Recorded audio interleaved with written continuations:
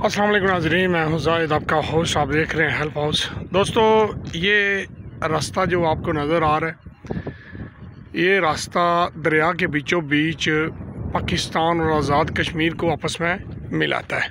ठीक है जी, मेरा बड़ा दिल था कि आप लोगों के साथ इस वीडियो को शेयर करूं। ये जो सामने गांव आपको नज़र आ रहा है, ये बूना गांव है जेलम से तकरीबन 14-15 किलोमीटर हट के। इस रास्ते से रोज़ाना सैकड़ों की तादाद में लोग जो है यहाँ से गुज़र के पैदल, बिल्कुल साफ़ रास्ता है, आप देख रहे हैं।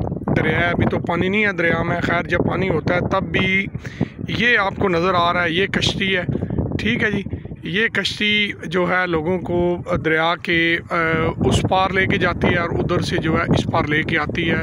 मोटरसाइकिल वगैरह तकरीबन 60 रुपये मोटरसाइकिल का और 80 रुपये जो है 20 एक पर हेड, और तकरीबन 50 से 60 रुपये मोटर बाइक का जो है वो रेंट है। ठीक है जी, ये जनाब रास्ता आप देख रहे हैं, यहाँ से बहुत ज़्यादा फैमिलीज़ लोग जो हैं सीधे चेचियाँ वाले पुल पे जो है पहुँचते हैं। ठीक है, चेचियाँ वाले पुल से आगे खड़ी शरीफ, मीरपुर, जातला या जिधर भी जिसने जाना है, बहुत शॉर्टकट रास्ता जो है। ट्रैक्टर ट्रालियाँ और माल जो है, गाड़ियाँ कारें भी आराम से इस रास्ते से जो है गुज़र के जो है आर पार हो सकती हैं। जेलम से ले के समझ लें आप कि आड़ा बडाड़, जेलम, जसरोटा, खुर्द, ठीक है जी, बड़ाला, मैरा, रवातड़ा, बूना, पंडोड़ी, लिंडा, कोटला, कोठा, मत्याल, यानी पिंडी मोड़, पिंडी खैरा, पसवाल, इन इलाकों के लोग जो हैं यहाँ से ट्रैवल करके